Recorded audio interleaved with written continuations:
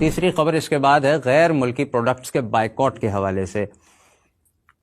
Be B C کی ایک report پر بات کرتے ہیں جس میں صاف طور پر نشاندہی کی گئی ہے کہ اگر بائیکاٹ کامیاب ہوا تو یہ غیر ملکی امریکی اور اسرائیلی کمپنیز بند ہو سکتی ہیں۔ مزے کی بات یہ ہے کہ رپورٹ میں کمپنیوں کا نام نہیں بتایا گیا۔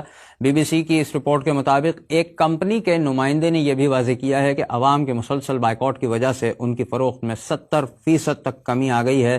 رپورٹ میں ہے کہ پاکستان میں قائم بین الاقوامی کمپنی اصل کمپنی کو طے شدہ رقم لازمی دیتی ہے۔ بے شک بی بی سی نے کمپنی کا نام نہیں بتایا، لیکن اندازہ ہوتا ہے کہ میک ڈونلڈز، پیپسی اور نیسلے وغیرہ اس لسٹ میں ضرور شامل ہیں، کیونکہ جس طرح پیپسی نے فلسطین کی تھیم کے ساتھ اور میک ڈونلڈز نے پاکستانی پرچم کے ساتھ وضاحتیں پیش کی ہیں، ان کا نقصان ہوتا صاف دکھائی دے رہا ہے۔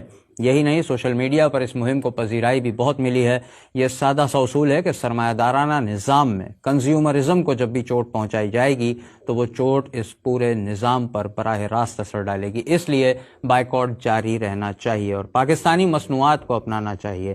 کوالٹی کنٹرول کے لیے حکومتی ادارے ہمارے ٹیکسز پر چلتے ہیں، اس لیے عوام کی ذمہ داری ہے کہ حکومت سے سوال کرے تاکہ پاکستانی پروڈکٹس کی کوالٹی پر اٹھنے والے اعتراضات